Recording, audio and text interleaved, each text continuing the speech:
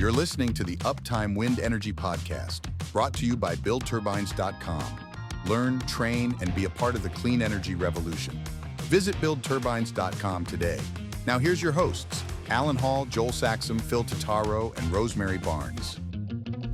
Well, welcome back to the Uptime Wind Energy Podcast. I'm here with Rosemary Barnes, Joel Saxum, and Phil Totaro. Crazy week again. I don't know how else to describe it. I was just telling our producer this morning that there's so much news coming out where it seemed like to be a little bit of a lull after the U.S. House bill, but it's picked right back up again. And one of the more exciting things that's happened is Aerones closed a $62 million Series B, led by Activate Capital and S2G, with revenue growing at Aerones by about 300% in 2024.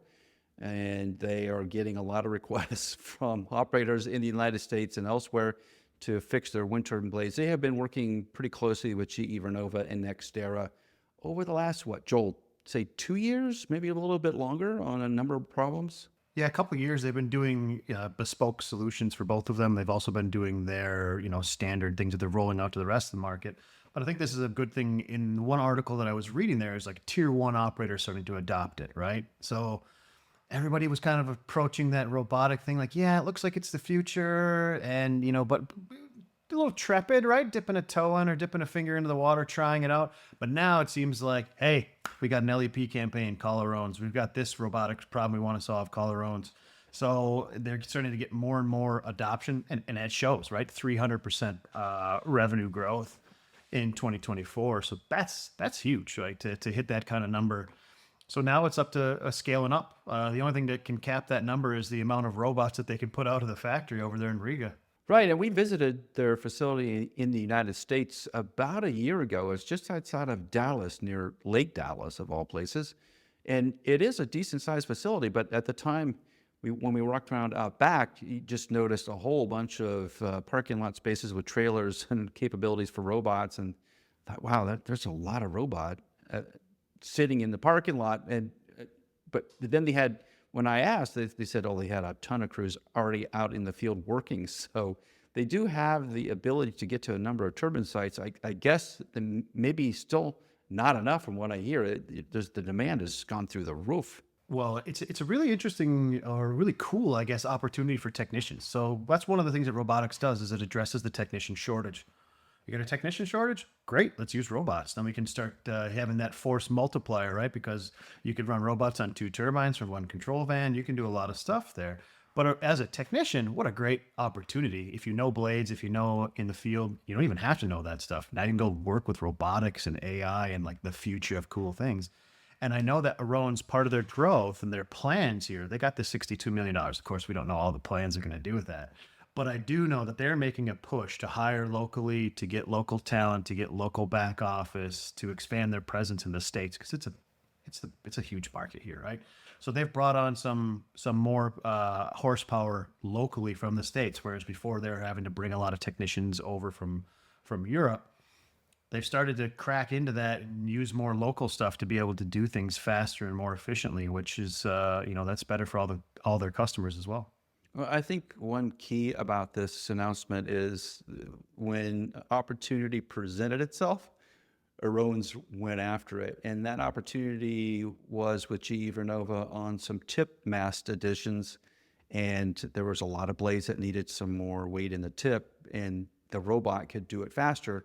I think at the time, GE was planning on doing it with technicians on ropes. And then Aerones demonstrated they could do it faster and more consistently with robotics, and that was the opening that they needed. And I don't remember how many blades they have done that addition to, but it's got to be in the thousands at this point. I'd say this about that Aerones team. I mean, you and I know Dynas Cruz very well, the CEO. We know the CTO. We know the sales team and some of the operations people. They are not shy on grabbing an opportunity and running with it. And I'll say this: they're in the wind industry, one of the best companies I've seen run with primary market research, right? Where someone says, "Here's a problem, can you help us solve it?" Boom, they're on it, creating a solution tomorrow. And not a lot of people do that very well. So I think that's been part of their prowess and in the scale that they've done, and what, of course, an oversubscribed funding round means you're doing something right, and I think that that shows. And over in the UK, Siemens Energy's UK vice president warns that allocation round 7, which is upcoming, must award a record 6 gigawatts of offshore wind capacity to maintain the trajectory towards the 43 to 50 gigawatt goal by 2030 target that the UK has set up for itself. And the UK is at about 15 gigawatts at the minute. And so the push from Siemens is we have a factory in Hull, we make blades, we make turbines, we're really good at offshore work, but we really need to go. And that's driven by governments putting out awards and driving the industry forward. And Siemens UK vice president is saying, now's the time. Now is a time that they really need to show progress. I think that's generally true. If you do look at, and if you, Joel, I don't know if you saw this, maybe Phil, you saw this week. The UK put out a map of where all the wind farms are and where all the permanent or the rare earth magnets were located, and when those farms are going to come offline in an effort to potentially recycle those rare earth magnets. So you have this nice little year-by-year map of the decommissioning and when sites be decommissioned, when they could reuse those rare earth magnets, and you can see all the wind farms in the UK. There are a lot of wind farms right now in mostly on the West Coast. Well, some on the West Coast, a decent amount on the East Coast, but there's still a lot of onshore wind, which I didn't realize. That UK government effort is really paying dividends, I think. But the rate's not enough. I guess that's the problem. The rate is not enough to keep up where their goals are. Phil, are they going to be able to do that even if they do have an allocation round of, upwards of 6, 7 gigawatts coming up? Yeah, that's the challenge. They have about 11,000 onshore turbines in the UK at this point, according to our data. And offshore, I forget what the turbine count is, but they're up there in the 28 to 30 gigawatts now. That's operational or under construction, which is fantastic. What Siemens is saying is that based upon what's happened in previous allocation rounds, specifically, they didn't have enough capacity to serve the entire demand, basically what they were willing to allocate at a particular price point. And so it left the project developers and independent power producers left with, well, either we've got to go find a corporate power offtake, which really for an offshore wind farm is going to be much more challenging to do than onshore because of the size and scale of these things, of course. So they are still largely dependent on the government, facilitating this offtake through, National Grid and the other grid operators to be able to have that allocation of power, and then more utility contracts get signed that way, and that's how people get fed. How many years, Phil, did they have that? There was an onshore moratorium against more new onshore wind. How many years did that last? I want to say it was like 8. If memory serves. Just to clarify, so they've had a moratorium in Lower England, which is basically, not Wales, not Scotland, not Northern Ireland, or any of the Outer Banks areas, but just Lower England. They've removed that, at least in principle, and so far there's only been one proposed project from Quebec that had been proposed from 15, 20 years ago, and now they're like, hey, great, we can actually do our project now. But everybody's just kind of waiting for whatever the mechanism is going to be, and where the demand is going to come from. Everybody keeps talking about things like AI and data centers and etc. And yet their pipeline for project proposals in the Lower England, again, so to speak, is a little bit thin by comparison. They are really trying to focus more on offshore wind for, power that's going to be fed into London and the surrounding areas. And Scotland is still going strong with, with onshore wind and of course whatever offshore they've got up there. But they're building a lot of interconnectors as well with Ireland, with France, and I think one with Norway, if memory serves, or is it Denmark? One of those. But they've got power links going all over the place now to be able to feed and balance power with Europe. Yeah, I think the interesting thing here is, I mean, from Siemens Energy point of view, and from, I mean, you name it, if it's Vestas or GE or whoever over there, offshore wind needs some wins. No pun intended. Like we need some good news. We need one of these auctions to go well as a group, just to reinstill confidence that offshore wind is the way of the future, right? So we have some movements, right? You've seen Japan open up their EEZ. That's fantastic. We saw some of the projects in the States get moving again. Great news. But you see still this kind of lukewarm temperature towards offshore wind. So it would be great to see this thing go fantastically so that we get kind of those winds back in our sails, pushing offshore wind forward.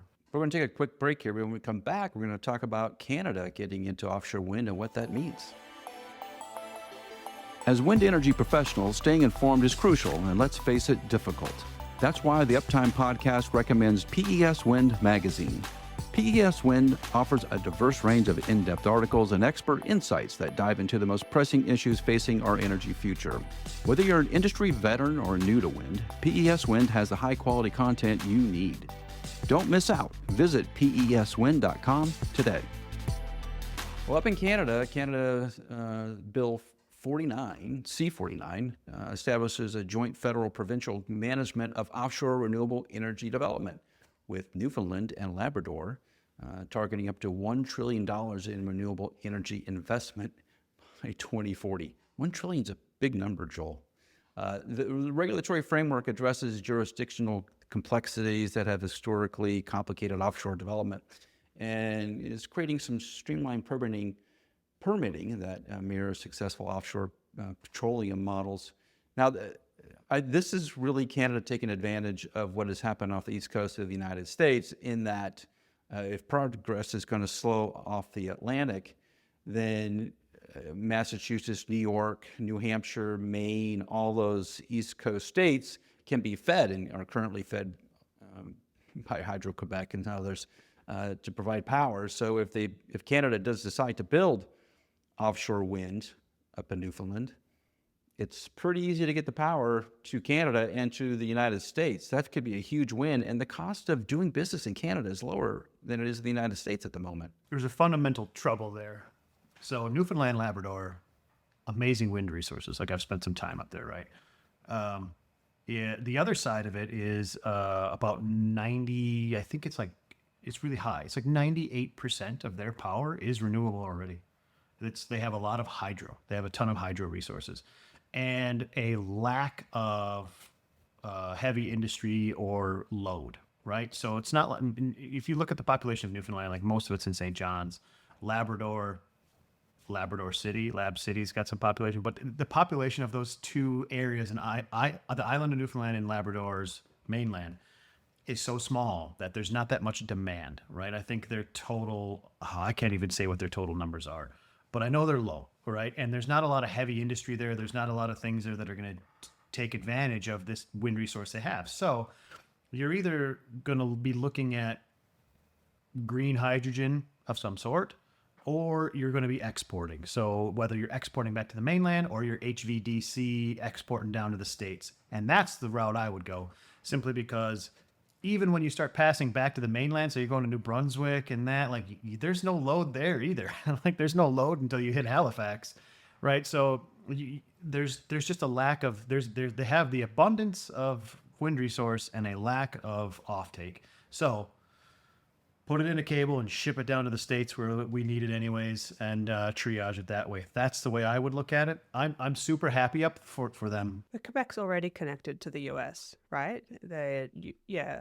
So if their grid's already very renewable, but it's hydro, which is dispatchable, and so if they can replace more of their own, local generation, even if they can't connect all of that, the new projects, if they can't get capacity to connect it all to the US, directly, they could at least reduce the amount of their hydro that they have to use themselves, and then allow them to sell it to the US when prices are high. So it seems like it would still be a win, and it also seems like it would be a whole lot easier to develop those wind farms than to go slightly south, and the troubles that the US is having developing those regions for offshore wind. Seems like this would be an easier solution. I don't see a whole lot of the northeast of the US. There's so many people live there, and they just seem like really set on categorically eliminating every single sensible idea that they could have for generating electricity into the future, and not just assuming that they want to decarbonize. Even forgetting about that, they're still they won't build anything, basically. You can't take advantage of the inland wind. They don't want more nuclear. They don't want more gas. They don't want, they don't want offshore wind. I don't know. There's a finite number of options that you can choose from to figure out your new, what your future electricity mix is going to be. It seems like it might be easier to, build a project in Canada, but they don't seem so bothered by every single option that you could come up with to generate electricity. They seem quite happy to, generate cheap green energy and sell it at a premium to the US. So maybe that's a win-win for everybody. I mean, it's a win-win, except for in probably the cost of electricity that you'll pay in New York. Obviously, it would be cheaper to just directly build the offshore wind and connect it right into the grid there, rather than having to go across the border via HVDC. But I don't know. I'm really wondering about the economics of that, Rosemary. Just because things are cheaper in Canada, well, it was about 30% less than what it costs in America to do things. So just during that 30% number, if you could install wind at a 30% lower cost, you could then spend some money on building a cable or two. To me, it would start to pencil out. You have to start thinking, America is not going to move. They're kind of attached to Canada permanently. One of the things that we've said that there's an issue with the United States. Okay, we talked Jones Act and vessels and these kind of things, but one of the the crux of the Jones Act is people, and the fact that along that east coast of the United States, while it is a maritime or a marine environment, it is not a maritime society, right? You don't hit a lot of big ocean going, like when you're in Denmark, a lot of people have worked on boats, they've worked offshore, they've done these things. You don't run into that along the east coast of the United States. However, when you go to PEI and Cape Breton and Nova Scotia, Newfoundland, PEI, those people, they've lived with the ocean, right? That's their bread and butter. They've been on fishing boats. They know there's a lot of mariners up there. So I think that if you're looking for the ability to ramp up and scale up a workforce, it might be easier to do it there as well. So there's some advantages to doing things in Canada.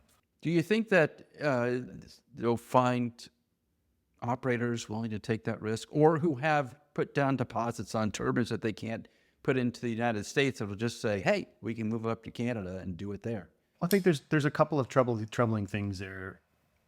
If you want to operate in Newfoundland, Labrador, offshore wind, you better have your wits about you when it comes to O&M, because that is an unforgiving environment. I mean, you're combating icebergs, right? The Titanic sunk off the coast of Newfoundland. So just so we're all clear, that their icebergs are a real thing up there, really nasty. You're in the North Atlantic now. You're not in Kansas anymore, right? It's nasty up there. It ain't Australia, I'll tell you that. So making sure that you got your O&M budget squared away and everything is great. The other economic thing, because I don't know what kind of, now they've said they've streamlined some permitting and some other things here in this bill that Canada put up. Great. To export renewable energy from Canada to Mexico, from Canada to the United States, you got to have the economics correct, because one of the things we always talk about in the O&M world is how much better the PPAs are in Canada, right? Where you're going to see you're going to see in Michigan a $60, $70 PPA. You go across the border in Canada, and that is a $100 PPA or $110 PPA, right? So if you have if you can build a wind farm, and I'm just looking at the map right now. I'm going a little bit closer. If you can build a wind farm offshore Nova Scotia, which is a couple hundred miles from Maine, right? Not a big deal. You better hope that you can get more for that power coming into the United States than Nova Scotia would allow you in an offtake PPA agreement, because you're going to have to beat that to send it elsewhere. But did you know that there's a plan to connect connect Canada? I think connect Labrador. It might be from somewhere in that region anyway to the UK, to Ireland maybe.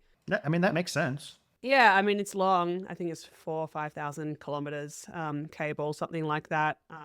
Maybe it goes ahead, maybe it doesn't. It's long, it's unprecedented. There's a whole lot of technical challenges to solve. But, like as far as some of these really big interconnections, I mean, it's always a political challenge. Like, I just mentioned between Canada and the US probably wasn't the slam dunk that you would have thought it was a couple of months ago. But some of the other big ones that are planned, like from Australia, they plan to connect the north of Australia to Singapore via Indonesia. I mean, we're not countries that are, extremely close on our, international relations. Then the other big one is X-Links between Morocco and the UK. And again, these aren't countries that we're not like at war or anything or worried about imminent war. I mean, we're friendly, but not extremely like-minded. But, between Ireland and Canada, I mean, that's as, that's more closely aligned in terms of, culture and history than any of those other pairings. So I do think it has that benefit. The challenge with this is that we actually ended up canceling a lot of the grant money for some of those HVDC lines we were going to put to expand the capacity between the U.S. and Quebec. So they're going to build, additional pipeline there to be able to offtake some of that power, but we're not going to be able to accept it if we don't have the matching HVDC capacity to be able to offtake the power down here. So that's still a technical challenge to be overcome, potentially in another 3.5 years. When we come back from the break, we'll talk about Vestas' newest onshore turbine, a massive 7.2 megawatt machine. Don't let blade damage catch you off guard. Eologic's ping sensors detect issues before they become expensive, time-consuming problems. From ice buildup and lightning strikes to pitch misalignment and internal blade cracks, Eologic's ping has you covered. Their cutting-edge sensors are easy to install, giving you the power to stop damage before it's too late. Visit eologics-ping.com and take control of your turbine's health today. Well, Vestas has achieved its first commercial installation of its V172 7.2 megawatt turbine in Germany, Joel. This is awesome, which marks the latest evolution of the Inventus platform. They're looking towards medium and low wind sites, which I think makes a ton of sense, but they're also, I think the hub height's like 175 meters because they're having issues in Europe, right?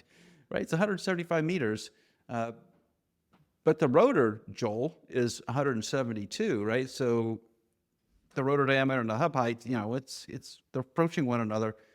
7.2 would be a big turbine in the United States. GE is only offering, a 6.1 at the moment is kind of where they stopped? This one makes sense that they're putting it in Germany, though, because Germany, classically, right, they're a little bit more land constrained for turbine locations, right? It's not like the United States where you drive across Iowa and you're just like, boom, boom, there's 100 turbines there and 100 turbines there. They've got to pay a little bit more attention to, they've got a lot of little smaller towns in places and different local laws. So you see smaller wind farms. And I think what you'll start to see here is as those wind farms have that interconnect and they're good to go, but they're getting aged out, you'll see one of these turbines replace 2, 3, 4 of the old ones is what I could see in some of those European places as well. Is there a broader market for a 7 megawatt machine? I think so. I guess what I'm asking is there's a lot of low wind areas. That tends to be what's left. All the prime locations with medium and high wind are already taking. So if you want to hit somewhere and put a lot of turbines up, you have to be low to medium speed. it's a question of the hub height. The 175-meter hub height is big. Yeah, and the challenge with that is that I think Rosie mentioned it last week or 2 weeks ago about when people build wind farms, they interconnect them to the closest available transmission. Certainly, that's what they've done in Australia. That's what we did in the United States as well. Um, and you're necessarily going to build out everything you can in what we used to call kind of IEC class 1 winds. That's the highest, average wind speed, about 10 meters a second. Once you've kind of fully penetrated those sites that are in close proximity to transmission, you start stepping down, your average wind speed, and then that's why you need to increase the power density. And basically, for a given, nameplate capacity of the turbine, you're making a bigger and bigger rotor all the time and a higher and higher hub height. So where is the market for this besides, Scandinavia and Germany and a few places in Eastern Europe? Australia is the big market, Chile, Argentina. If Brazil decides to come back as a market, that will be a market for these as well. It's basically places where they still have wide open country and they're not going to be land constrained. Now, theoretically, in the United States, we're not land constrained, but you're only going to be able to put these in specific places where you don't have FAA interference, or a lot of counties and townships now have tip clearances from adjacent dwellings that are going to preclude you from using anything this big in this market. It's one of the challenges that a company like WEG, who also has a 7 megawatt turbine, they're trying to sell it in the United States, and it hasn't been, unfortunately for them, going very fast, because there's only a handful of sites where they can kind of put that thing and repower those, these type of smaller projects with something this massive. Yeah, and I think that equation is changing a bit recently. Like you said, you start out in high wind speed sites that are near transmission and then kind of go down. I think what counts as near transmission is sort of changing because it's harder. I think everybody around the world is finding it hard to build out even small bits of new transmission that they need now compared to what we thought that it would be like a few years ago. So I know in Australia, our grid operator is explicitly trying to move away from having to rely on that. So that means, building out more renewables in or close to urban areas. And part of that, especially for wind, is going to mean accepting a lower quality resource, which is, the cost of energy from a lower speed wind site is going to be higher than an equivalent, high speed one. Australia is definitely, like when I talk to developers, onshore developers, they definitely are largely thinking bigger turbines for onshore still. So there's an appetite for it. I do question, to what extent it makes sense. Well, the sales force has sold over roughly 150 of these 7 megawatt turbines, so they're happy. The boat payments will be made. And the question I always have is, how many turbines do you have to sell early on to make the project profitable? Oh, I don't think the early sales are going to make it profitable or not, but definitely most of the OEMs like to have a large initial customer or a few before they start developing something that's quite new, unless they're really certain that it's going to be their new workhorse platform. If it's a bit niche, they definitely want some advanced sales to cover the cost of development at the very least. I think Phil, a long time ago, you said it would roughly cost like $1 billion when you go from a brand new turbine model. Now, this is Inventus platform, so this platform's been done before. Yeah, that was for offshore. We have run numbers in the past on exactly this kind of profitability question, like how many units do you have to produce of each make and model for the OEMs, which is actually why when Siemens Gamesa merged, their numbers looked so weird that we were like, this can't be true, but it's exactly predicted why they ran into the profitability problems that they did even prior to trying to sell the 4 megawatt platform. We kind of held back from publicly announcing that because we thought we were wrong, and I should have, insisted that we do it because it would have really shed a lot of light on what was really going on over there. But anyway, in the meantime, it's roughly for like a 2 to 2.5, 3 megawatt turbine, it was about 350 units. As you go scale up nameplate capacity, it starts coming down. Um, in the number of units you need to sell, but it's still roughly around, let's say, 600 to 800 megawatts worth of capacity needs to be sold just to break even. And that's assuming, because again, back in the day when we did the calculation, they were still having like a 12% margin. They're not getting that anymore. It's maybe like 2 to 5% now. So let's say conservatively, it's probably about 1.2 gigawatts worth of capacity needs to be sold for them to just break even. And you need, really to turn a serious profit to get, executives interested, probably about 2 gigawatts worth of sales. So this week's wind farm of the week is the Coyote Wind Farm. This is an EDF wind farm in Scurry County, Texas. So it's 243 megawatts, and we're switching gears and going to talk about the SGRE 4.5 megawatt 145 turbine on this one. There's 59 turbines, so they're big turbines, right? Big turbines in the United States, more power with less footprint. And the interesting thing here is at the time this thing was put in, that was some of the first installations of the SGRE 145.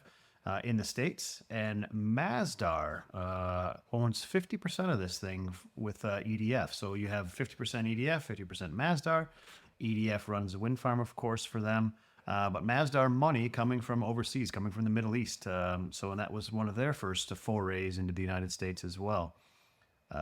This wind farm can generate enough power to sufficiently supply about 65,000 households, which is really interesting. And again, we always want to focus on community engagement here. We're talking Wind Farm of the Week. What they did when they built this wind farm was to make sure that they engage with the local stakeholders. They had meeting after meeting after meeting with EDF and the team out there talking with the locals, and they got everybody to buy into this one locally. And there's a really cool, and what I want to focus on here is there's a really cool YouTube video. So if you're on YouTube spending some time at work or at home, just look at the Coyote Wind project from EDF, and they have a video there about how they showcase this thing locally and how they work with the local government. So the wind farm of the week this week is the Coyote Wind Farm from EDF. Thanks for that, Joel. And Rosemary, Phil, and Joel and I will be back next week from the Uptime Wind Energy podcast. Everybody keep their heads up. There's a lot happening in wind at the moment. It's going to change. It's going to get better. We just need to focus on profitability. That's what we really need to do right now. And I get everybody is frustrated, and they should be, but not everything's locked in the United States. Things are headed, at least it smells like things are going to be headed in a little bit of a better space over the next couple of weeks. So let's see what happens. And we'll see you here next week on the Uptime Wind Energy Podcast.